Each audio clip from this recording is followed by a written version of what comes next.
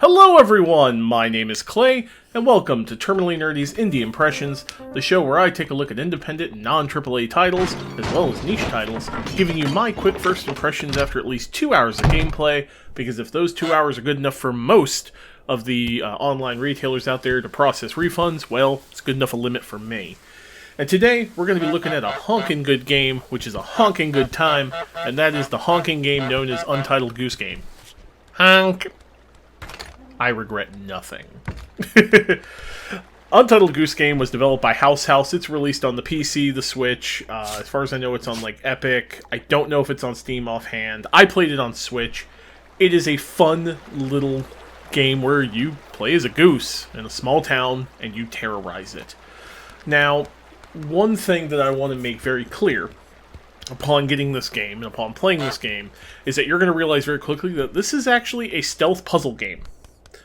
The trailers and everything kind of showing it off don't really make that clear, but it is more than just being an asshole goose.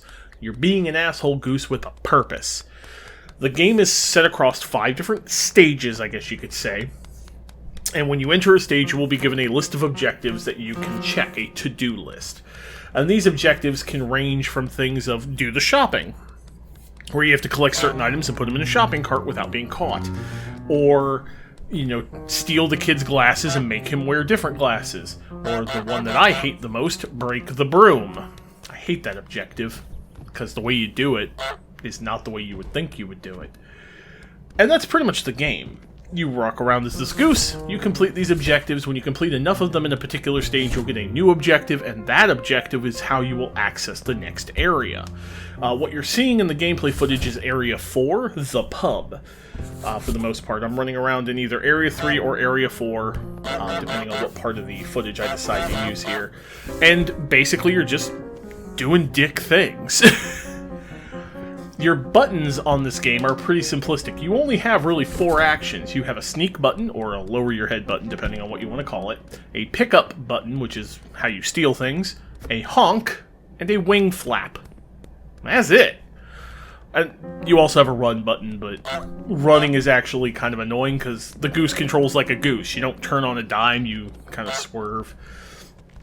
And that's the entire game. Probably some of the cooler things is that the game has reactive music, so as you do things, the game will play musical kind of cues to it. As the action picks up, the music will get faster. As it slows down, it'll slow down or completely disappear. The NPCs react fairly intelligently most of the time. Not always.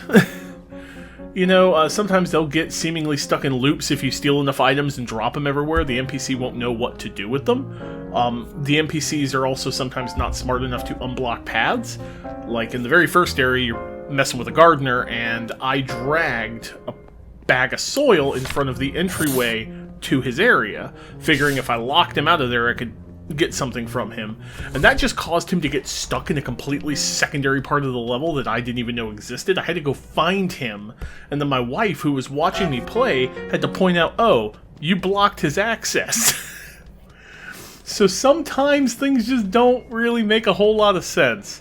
The game is also very short. I played for about 3.5 hours, and I'm already one stage away from the end.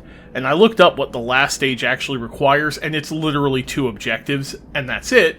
But one of the 2 is probably going to be the hardest thing you will ever do in this game. There is also a post-game, apparently, so when you finish all 5 stages, you can kind of run around and do things. And there are shortcuts between the stages that you can unlock, basically back paths in the town. Visually, I love the game's aesthetic. I love the goose.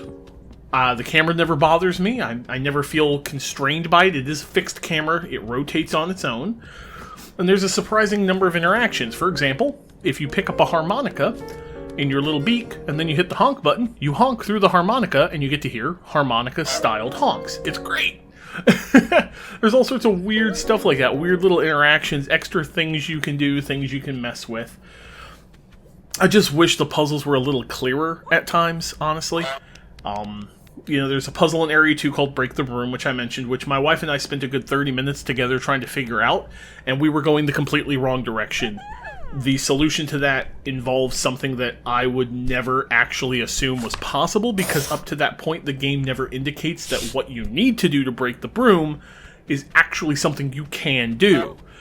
And then later on, you have to force somebody to break a vase.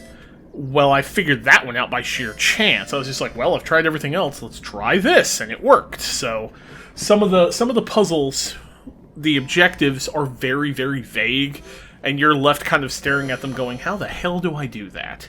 So, now the game, I got it when it was on its opening sale for $15. I feel that was well worth it. Its base price is $20. At that price, you kind of have to decide whether or not being an asshole goose is worth $20 to you. I don't know if it would have been worth it to me after the fact. I might have felt a little, it's $20 a little high.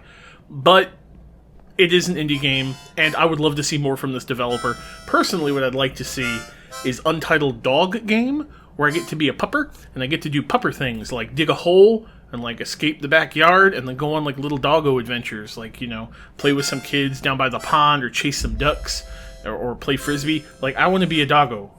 Let me be a doggo house. Do it. Anyway, you can pick this up like I get on Steam, and I know it's on the Epic Game Store. I don't know offhand if it's on Steam. Actually, let me rephrase that. Switch, Epic. Don't think it's on Steam yet. It's worth it, honestly, to pick it up, so give it a shot. See if you like it. See if you like being an asshole goose. As always, if you like what I'm doing, feel free to hit the like button. Feel free to leave a comment. Did you go around honking at some townspeople and stealing their stuff? Or is this game just not your kind of thing? How do you feel about puzzle games, matter of fact? I'm not a huge fan, personally. They frustrate me very quickly. You can visit me on terminallynerdy.com to see all of my videos, all of my writings. Follow me on Twitter, @terminallynerdy, to keep up with all of this stuff. And as always, be kind to each other. Thanks for watching, and stay nerdy, everybody.